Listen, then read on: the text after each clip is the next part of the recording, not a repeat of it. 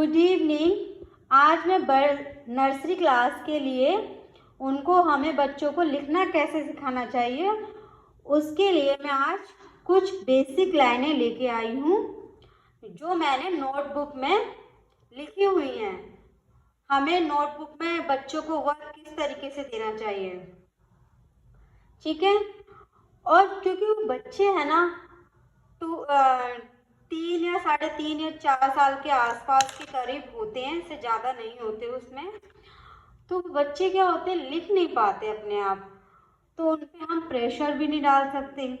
तो ऐसे बच्चों को हमें प्यार से, जैसे हम बच्चों को खाना खिलाते हैं ना, उसी तरीके से हमें बच्चों को पढ़ाना भी चाहिए।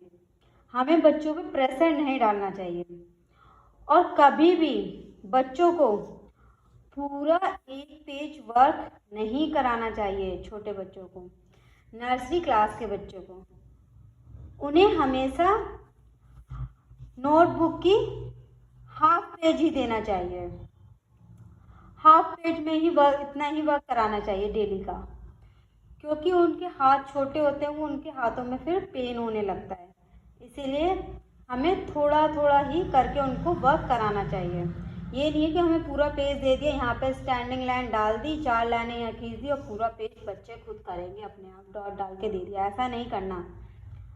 हमें बच्चों को यहाँ पे करीब 6 लाइनें तो 6-7 लाइनें तो यहाँ पे डाल के डॉट डॉट देनी चाहिए। और यहाँ पे लिखना भी है हमें कलर से। अगर आप ज़्यादा बेटर करो तो कलर से दो, तो वो ज़्यादा बेटर है। मेरे पास कलर नहीं थे, इसलिए मैंने कलर से नहीं करा, मैंने पेंसिल से किया। और पेंसिल से थोड़ा डॉट अच्छी आ रही थी ताकि आप लोगों को समझ में आए। आइए चलिए हम स्टार्ट करते हैं किस तरीके से हमें बच्चों को वर्क देना चाहिए नर्सरी क्लास के। Standing lines. स्टैंडिंग लाइन हमें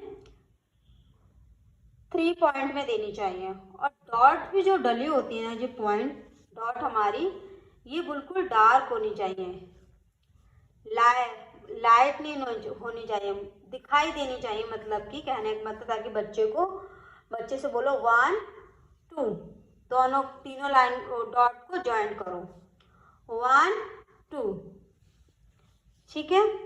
और डेली प्रैक्टिस कराएंगे तो बच्चे ज़्यादा अच्छे से कर पाएंगे ग्रो। अब स्लीपिंग लाइन। 1 2 1 2, ठीक है। और फिर जब स्टैंडिंग लाइन और स्लीपिंग लाइन बच्चे सीख जाते हैं तो हमें क्या देना चाहिए, जो स्टैंडिंग लाइन स्लीपिंग लाइन से जो वर्ड बनता है अल्फ़ाबेट का, वो हमें कराना चाहिए। सबसे इजी एल बनता है, क्योंकि उसमें स्टैंडिंग लाइन और स्लीपिंग लाइन भी है, तो हमें एल देना चाहिए। उसके बाद नेक्स्ट है हमारा right standing line. Right side लाइनें इस तरीके से देनी चाहिए। ये डॉट आपको मेरी दिखाई दे रही होंगी, करीब आपको 2 लाइनें तो आपको करनी होंगी जब आप हाफ पेज भी दे रहे हो, बच्चों को स्टार्टिंग में सिखा रहे हो। और मैक्सिमम बच्चों को एक लाइन सीखने में मेरे हिसाब से 15-20 दिन तो लगते ही हैं किसी बच्चे को। बहुत कम बच्चे होते हैं जो जल्दी से सीख पाते हैं। और लेफ्ट स्टैंडिंग लाइन इस तरीके से दीजिए।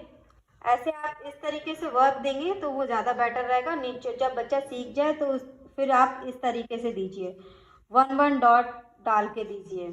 और बच्चे से कहिए राइट स्टैंडिंग लाइन बेटा बनाइए और लेफ्ट स्टैंडिंग लाइन बनाइए, ठीक है। और नेक्स्ट है हमारा लेफ्ट कर्व। लेफ्ट कर्व में हमें इस तरीके से, ये मैंने डॉट डाल के दिए हुए हैं। और राइट कर्व में हमें इस तरीके से देना चाहिए। और नेक्स्ट है हमारा अपवर्ड कर्व। अपवर्ड कर्व ये यू की तरह ही बनता है, हमें इस तरीके से देना चाहिए, डॉट के थ्रू देना चाहिए। और डाउनवर्ड कर्व इस तरीके से। अगर मेरी वीडियो आपको पसंद आती है तो लाइक और सब्सक्राइब करना ना भूलें। Thank you.